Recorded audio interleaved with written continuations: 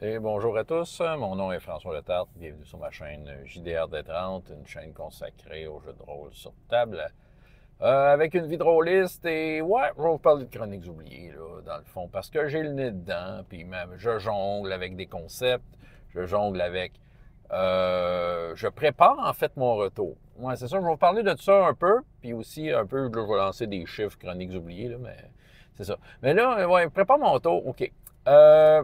Oui, c'est ça. Tu sais, en fait, je suis en train de remettre à jour mes outils de travail que je prends pour ça, mes outils pour créer des personnages, tout ça. J'ai créé une nouvelle voie prestige pour les prêtres de la nouvelle religion qui est née dans la dernière année parascolaire. Pour ceux qui ont suivi mes bilans jeux de rôle jeunesse, il y a une des joueuses que son personnage est devenu à la fin une déesse par un concours de circonstances qui est tout à fait légitime. Il faut que je fasse une vidéo de ça, essayer de me rappeler les meilleurs moments pour comme un peu faire comment tout ça est arrivé. Fait que j'ai, tu sais, entre autres, des outils, tu sais, pour mieux présenter le jeu de rôle, puis tout ça, puis réorganiser, tu sais, j'ai mis des post-it dans mes deux manuels. Je pensais être capable d'enlever le manuel compagnon que je me disais, je l'utilise pas tant que ça, puis en le regardant dedans, je me disais, ah, il y a trop de chapitres que je pense utiliser des fois puis que j'ai besoin de référer là. Tu sais, j'ai pensé, genre, imprimer ces chapitres-là, mais il n'avait trop imprimé, ce qui faisait que, bon, je vais garder le livre, même si, en tant que tel, c'est à peu près le quart du livre, mais tu sais, le quart, ça représente beaucoup de pages. C'est quand même des assez gros livres quand on regarde ça. Fait qu'il va rester dans mon sac, puis c'est bien correct. Fait que je suis là-dedans, OK? Pour éventuellement rejoindre Chroniques oubliées, pour éventuellement revenir au parascolaire, OK? En fait, je m'investis positivement dans la préparation parce que je me croise les doigts, mais j'ai envie que ça revienne. Et pourquoi je me questionne si c'était pour venir? Ça a bien été les 4 dernières années. En fait, oui, ça a bien été et ça va assez bien pour dire que il aurait le goût de me faire venir. OK? T'sais, tant que j'ai pas signé de contrat, je peux rien confirmer. C'est juste que là, au Québec, il y a eu des décisions politiques, des coupures. Ils appellent ça comme qu'ils veulent, le gouvernement. Ce sont des coupures au niveau de l'éducation. Fait que clairement, où est-ce qu'ils vont couper? Chaque école a moins d'argent cette année. Puis, où est-ce qu'ils vont couper? Dans quel service ils vont couper? Est-ce que ça va être le parascolaire? T'sais? Est-ce que ça va être les animateurs parascolaires? C'est ça qui arrive. Fait que, je vis une certaine forme d'anticipation par rapport à ça. J'essaie de pas trop me faire d'idée de dire, Bergout, si jamais je reviens pas à cause de ça, soit. Mais j'aime ça faire ça. J'avoue que l'argent que ça me donnait, c'était non négligeable. Elle était bien dépensée. J'ai beaucoup de choses à payer, je vous dis. Fait que, c'était un surplus de revenus là. C'était pas comme un bonus qui traînait. J'en avais, entre guillemets, besoin de cet argent-là, puis j'en ai encore besoin. Fait que c'est ça. Au pire, si jamais ça marche pas, j'ai d'autres plans, d'autres choses. Mais, ça serait ça l'idéal. Ça serait que le parascolaire revienne et que j'en fasse encore, idéalement autant qu'avant. C'est ce qu'on va voir. Mais je pense qu'en fait, c'est juste comme de pas attendre, sur le verdict final à savoir si j'y retourne ou pas, puis de tout de suite me mettre à l'ouvrage puis tout ça. Parmi ce que je vais faire, je vais comme un peu passer à la loupe chacune des fiches de personnages de tous les joueurs qui, je pense, potentiellement vont venir, parce qu'on sait jamais, il y en a qui finissent par changer d'idée. Mais au moins que je sois à jour, que les feuilles soient à jour, puis tout ça. Fait que oui, c'est ça, je reviens dans Chroniques oubliées. C'est pas compliqué, je me remets le nez dedans, puis ce que j'aime de ce jeu-là ressort tout de suite, ce qui fait que ça me fait rêver, triper, ressort tout de suite, et le fait aussi que je réalise à chaque fois que je le consulte que c'est le meilleur choix que je pouvais pas faire pour du parascolaire. Je suis un gros promoteur de ce jeu-là, surtout si tu veux animer pour un parascolaire, si tu as un jeu qui ressemble à Donjon. Mais je trouve que c'est pour la clientèle d'aujourd'hui, c'est le meilleur. Je veux dire, je suis objectif, OK? Parce que je le sais qu'il y en a qui, tu sais, ils checkaient ça, check ça d'un œil, tu sais, j'en parle, oh, chronique oubliée, ça m'intéresse, ils regardent ça, puis ils font une petite baboune de rôliste, là. Oui, mais attends un peu, là, est-ce que, tu sais, faut que tu poses, n'importe quel jeu qui te passe entre les mains, il faut que tu te poses la question, est-ce qu'il répond à ton besoin? C'est ça qui arrive. Moi, j'ai dit, pourquoi je suis tombé sur ce jeu-là? C'est parce que j'avais vraiment des exigences j'avais toutes sortes de limites. C'est ça, c'était des exigences limitées, là. J'étais limité dans ce que je pouvais faire pour être efficace, OK? Tu sais, oui, j'ai regardé du côté OSR. On me dit, va dans les OSR, tout ça. Puis j'avoue que l'attrait des OSR me plaît beaucoup. Tu sais, c'est le genre de jeu que j'aime faire, j'aime ce feel-là. Le problème étant, j'ai quand même beaucoup de joueurs. J'ai quand même peu de temps avec eux à chaque fois. Je trouve que le OSR demande de vivre la chose un peu sur la longueur. Puis là, tu sais, j'aime ça, gosser des règles maison. Je comprends que c'est le festival de ça, mais je trouve que le OSR, tu sais, les règles maison, il y a quelque chose qui doit se vivre en longueur et pas par petite dose. Tu sais, on dirait que ça n'aide pas à justifier le jeu. Le contraire est aussi vrai. Je veux dire, je vais pas rentrer un jeu à la Pathfinder. On n'aura jamais le temps de jouer là-dedans. Le Donjon 5, pour l'avoir essayé, c'est zéro efficace. T'sais, pensez-en à ce que vous voulez, les animateurs qui font du Donjon 5 et qui disent que c'est idéal.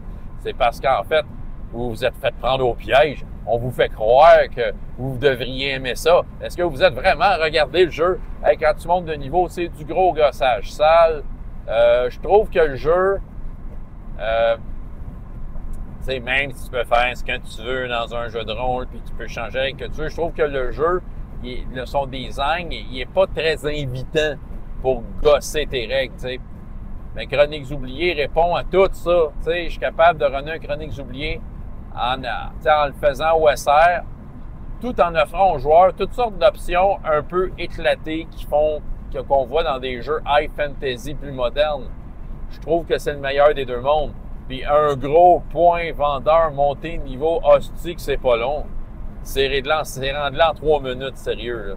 C'est ça. Puis ça veut pas dire que tu as moins d'options pour tout ça. Non, non, non. Le personnage va être aussi riche qu'un personnage de donjon. Inquiétez-vous pas, là. Ouais. La deuxième édition, je pense qu'elle peut, de Chroniques oubliées, peut répondre à la demande de la même façon. Je reste à la première édition parce que je suis rendu trop loin dans ma customisation. Un transfert vers la deuxième, ça serait déroutant. Puis je trouve que j'ai beaucoup de choses à découvrir dans la première juste avec ce que je veux customiser, tu sais. Fait que c'est ça. Fait que le jeu répond vraiment à toutes sortes de besoins, vraiment. Puis le coffre à outils, la liberté laissée au meneur de jeu, elle est incroyable. C'est ça. Pour un jeu qui a ce feel-là. Fait que ça, c'est vrai, tu sais, parce que je regarde tout le temps, tu sais, je considère Savage Worlds, le parascolaire, mais il faut que je trouve une façon d'être efficace, c'est monter de niveau, puis faire en sorte que, tu sais, que le 45 minutes en valent la peine à chaque fois. Bon, ce qui fait que Chroniques oubliées risque d'être là il va être là pour rester un bon bout de temps, moi je suis persuadé. Maintenant, venons-en aux petites règles maison, tout ça. J'étais à l'écoute de mes joueurs. J'ai fait une vidéo dernièrement qui parlait peut-être des points, peut-être des bémols par rapport à Chroniques oubliées. Puis une d'entre elles, c'était comme un peu une certaine forme de rigidité quand vient le temps de débloquer des capacités parce qu'il faut que tu suives les voies dans l'ordre. Fait que j'ai commencé à penser de quelle façon ça pourrait devenir flexible. Ça fait longtemps que j'y pense. Je pense que j'ai trouvé une solution. Ça n'a jamais été mis en pratique. Mais, tu sais, je garde ça en tête. Une des affaires, c'est de faire en sorte, ce que je voulais faire, c'est un peu le principe du multiclassage inspiré des vieilles éditions de donjons, entre autres. Ça irait comme suit. Si dans ton personnage, ton profil, tu réussis à atteindre le 5e niveau d'une voie en particulier, souvent ça arrive quand tu es 5e niveau, ben tu peux, si tu veux, abandonner une autre voie que tu n'as pas débloquée, parce que ça se peut qu'il y ait des voies qui ne t'intéressent pas, et la remplacer par n'importe quelle voie de n'importe quel autre profil. Ça serait une façon de multiclasser. Ce que j'ai pensé, puis encore là, c'est des règles dans ma tête, j'ai rien pris en note, ben ça serait que, oui, mais quand tu débloques la voie, ben tes points de vie, tu vas rouler. Tu sais, si tu prends des points pour débloquer des capacités dedans, mais tu vas rouler le dé des points de vie de cette du profil d'où est issue cette voie-là. Puis ça va être le jet de dés straight. Parce que moi, j'utilise la montée de point de vie égale la moyenne plus 1, la moitié plus 1 plus ta costi. C'est ça, c'est très constant. Mais là, ça va être wild si tu touches à un autre profil. Peut-être intéressant pour un machin qui prend un profil de guerrier avec un des 10 points de vie, il peut peut-être rouler un 10. Mais le guerrier qui veut lancer des sorts, ça va être des D4 points de vie, c'est ça. Fait que j'ai pensé à ça. Puis j'ai pensé aussi sans aller là, aussi une micro-façon de peut-être te débarrasser de capacités qui ne t'intéressent pas. Parce qu'il y a ce problème-là que je nomme souvent par rapport à ce système-là, c'est le fait que, je vais sortir le même exemple, tu as créé ton personnage, tu as vu une capacité de niveau 3, tu dis « Hey, elle est vraiment cool », mais tu es obligé de prendre la 1 puis la 2, puis ça ne t'intéresse pas tant. Bon. En fait, ma solution est, je dirais, est moitié-moitié, si on veut. Là, je vais vous l'expliquer, là, mais ça serait comme tu pourrais te débarrasser d'une capacité, mais faut. OK, la règle, je l'ai dans ma tête. À partir du niveau 3, tu peux commencer à remplacer des capacités que tu n'aimes pas avec des capacités d'un autre profil, une seule, mais tu prends la capacité qui est comme 2 niveaux de moins que le niveau que tu es en train de remplacer. OK? Fait que là, tu as une capacité de niveau 3, tu ne l'aimes pas bien, mais tu peux prendre une capacité de niveau 1, n'importe quel profil. C'est un peu ça que je présenterais. Ouais. Fait que là, c'est ça. Fait que là, à savoir où est-ce que tu plug, est-ce que tu plug à la place d'une autre capacité niveau 1 qui n'a pas bloqué. Tu seras rendu là, c'est ton problème, tu vas payer le prix pareil. Et quand tu as débloqué la capacité, ben tu roules le point de vie. Tu sais, c'est ça, parce que ça arrive quand tu montes de niveau, fait que tu vas rouler le point de vie issu du profil. C'est ça. Fait que dans le fond, ça va être une façon de vraiment de beaucoup varier tes personnages et ce qu'ils peuvent faire.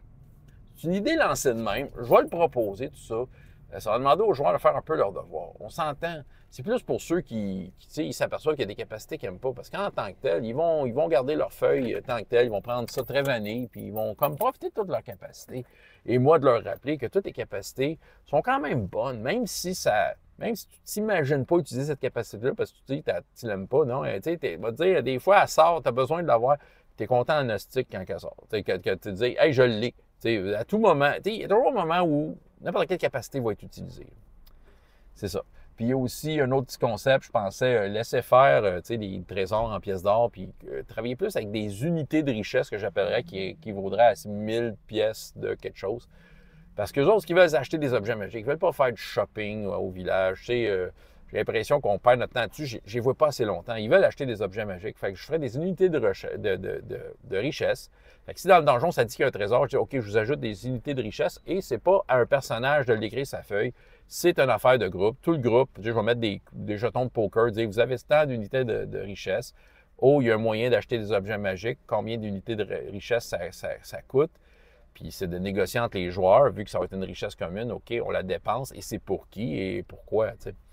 Fait que des règles de même. Je trippe, j'aime ça, je customise à fond. Et Chroniques oubliées répond très bien à toutes ces expériences-là. Ouais. Fait que c'est sûr que je vais vous en reparler. François Letard, JDR de 30 et jusqu'à la prochaine fois, il y a autant de plaisir dans la vie que dans les jeux. Au revoir.